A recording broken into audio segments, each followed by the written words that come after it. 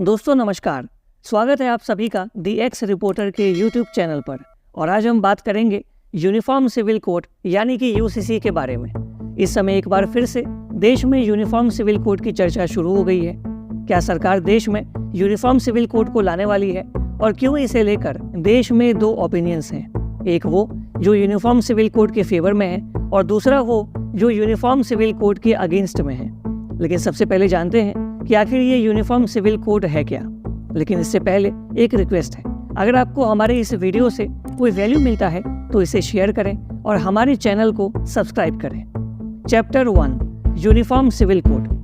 वर्ष 1948 में आज़ादी के बाद जब हमारा संविधान बनाया जा रहा था तो संविधान निर्माताओं के बीच देश की डाइवर्सिटी को लेकर काफ़ी डिस्कशंस हुई थी। इन्हीं डिस्कशंस का सबसे बड़ा केंद्र था एक देश एक कानून। हमारे देश में क्रिमिनल और सिविल लॉस पूरे देश के लिए इक्वल थे, मगर पर्सनल लॉस हर धर्म के लिए अलग अलग थे। ये पर्सनल कानून हर धर्म के लिए उनके धार्मिक ग्रंथों और मान्यताओं के अनुसार थे। ये पर्सनल कानून मैरिज, डाइवोर्स और इनहेरिटेंस यानी कि संपत्ति में अधिकार जैसे विषयों को गवर्न करती है। हालांकि ऐसा माना जाता है कि ये तमाम कानून जो धर्म के आधार पर अलग अलग है, ये महिलाओं और समाज के प्रति भेदभाव पैदा करती है। जैसे कि भारत में मुस्लिम पर्सनल लॉ के मुताबिक एक मुस्लिम पुरुष बिना पहली पत्नी को तलाक दिए हुए 4 शादियां कर सकता है, लेकिन वही मुस्लिम महिला ऐसा नहीं कर सकती है। इसी प्रकार से हिंदू मैरिज एक्ट के हिसाब से अगर एक हिंदू पुरुष बिना तलाक दिए हुए दूसरी महिला से शादी करता है तो इसे कानूनी अपराध माना जाता है। इन्हीं धर्म के आधार पर बने अलग अलग पर्सनल लॉज को एक समान कानून के अंतर्गत लाने के लिए यूनिफॉर्म सिविल कोड यानी कि समान नागरिक संहिता का विचार संविधान निर्माता लेकर आए थे। संविधान निर्माता ऐसा चाहते थे कि किसी भी व्यक्ति का धर्म या मजहब चाहे कुछ भी हो, उनके पर्सनल लॉस देश भर में एक ही होना उचित है। वही भीमराव अंबेडकर से लेकर जवाहरलाल नेहरू तक इस बात से सहमत थे कि भारत में धर्म के आधार पर पर्सनल लॉस के बजाय एक यूनिफॉर्म सिविल कोड होना चाहिए। BR अम्बेडकर ने कॉन्स्टिट्यूएंट असेंबली के डिबेट में यहाँ तक कहा था कि भारत में जो आज़ादी मिली है वो हमें इसलिए मिली है ताकि हम अपने समाज को सुधार सकें, जो कि सामाजिक बुराई और भेदभाव से भरी हुई है। उनका ऐसा कहना था कि धर्म या मजहब के आधार पर बने तमाम पर्सनल लॉस को जीवन के एक बड़े हिस्सों पर फैसला लेने का अधिकार नहीं होना चाहिए। चैप्टर 2 लेकिन भारत में यूनिफॉर्म सिविल कोड आज तक लागू क्यों नहीं हो पाया। दरअसल जब भारत आज़ाद हुआ तो उस समय देश पार्टीशन के बाद पैदा हुए सांप्रदायिक दंगों का सामना कर रहा था।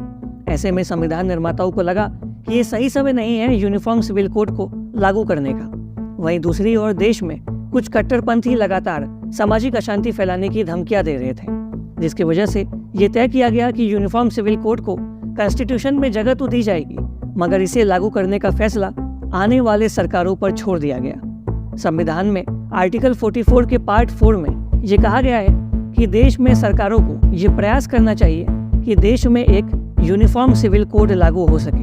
लेकिन 1948 से लेकर अब तक 7 दशक हो चुके हैं, मगर देश में यूनिफॉर्म सिविल कोड लागू नहीं हो पाया है। चैप्टर 3 यूनिफॉर्म सिविल कोड के ओरिजिन्स। ऐसा कहा जाता है कि यूनिफॉर्म सिविल कोड का विचार रोमन विचारधारा के आधार पर बसा है। ऐसा कहा जाता है कि रोमन्स एक समय अपने साम्राज्य को अलग अलग धार्मिक या मजहबी ग्रंथों से चलाने के बजाय एक कॉमन सिविल लॉ से चलाया करते थे, जो कि सबके लिए एक समान था। इसी तरह मेसोपोटामियंस भी मजहबी ग्रंथों के बजाय उर-नामू नामक सिविल लॉस को फॉलो किया करते थे, जिसे दुनिया के सबसे पुराने सिविल लॉस में से एक माना जाता है। वहीं आज के दौर में भी कई ऐसे देश हैं जहां पर नागरिकों के लिए एक समान कानून है, जैसे कि अमेरिका में वहां के हर नागरिकों के लिए एक समान कानून है, ना कि धर्म के आधार पर अलग अलग पर्सनल लॉस। लेकिन भारत में ऐसा नहीं है और हर समुदाय का अपना अलग अलग पर्सनल लॉज है, जिनमें से कई सारे लॉस आज के आधुनिक काल में स्वीकार्य नहीं है। चैप्टर 4 क्या बात सिर्फ धर्म के आधार पर बने पर्सनल लॉस की है। यह बात सिर्फ हर धर्म के अपने अलग अलग पर्सनल लॉस की नहीं है, बल्कि भारत में कई ऐसे ट्राइबल समुदाय की भी है जिनका अपना अलग जीवन शैली और कानून है, चाहे वो शादी, डाइवोर्स या फिर संपत्ति में अधिकार से जुड़ा कोई मामला हो। इनके अलग अलग पर्सनल लॉस और परंपरा को एक सिंगल कानून के भीतर लाना भी एक बहुत बड़ा चैलेंज होगा। वहीं इन तमाम ट्राइबल जनजातियों का एक बड़ा हिस्सा नॉर्थ ईस्ट इंडिया में रहता है, जिनकी सदियों पुरानी ट्राइबल लॉस है और उसी लॉस के हिसाब से वो अपना जीवन यापन करते हैं। तो इन तमाम ट्राइबल जनजातियों की जो तमाम पर्सनल लॉस है उसे कोडिफाई करना और एक सिंगल यूनिफॉर्म लॉ में लाना भी एक बहुत बड़ा चैलेंजिंग टास्क होने वाला है। चैप्टर 5, क्या भारत में यूनिफॉर्म सिविल कोड को लागू किया जा सकता है? हमारे देश में जब भी किसी समुदाय के पर्सनल लॉज में बदलाव करने का प्रयास होता है तो इसका जमकर विरोध होता है। जैसे कि जब मोदी सरकार ने भारत में 3 तलाक को बैन किया था, उस समय भी मुस्लिम समुदाय के भीतर से विरोध की आवाजें सुनाई दी थी। हालांकि समय समय पर हमारे देश की अदालतें इस बात को कह चुकी है कि एक देश में एक समान कानून होना काफी आवश्यक है। जो लोग यूनिफॉर्म सिविल कोड के समर्थक हैं, उनका भी ऐसा कहना है कि इस कानून से देश में समानता आएगी और धार्मिक और सामाजिक भेदभाव समाप्त होगी। वहीं जो लोग यूनिफॉर्म सिविल कोड के विरोध में हैं, उनका ऐसा मानना है कि भारत एक डाइवर्स कंट्री है और यूनिफॉर्म सिविल कोड भारत की इस पहचान के लिए खतरा है।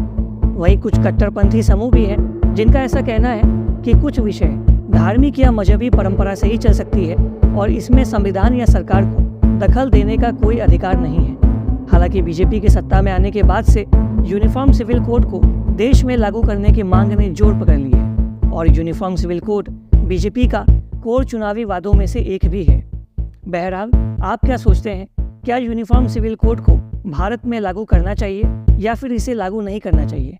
कमेंट करके आपकी जो भी राय है हमारे साथ आप शेयर करें। तब तक के लिए आप सभी को धन्यवाद।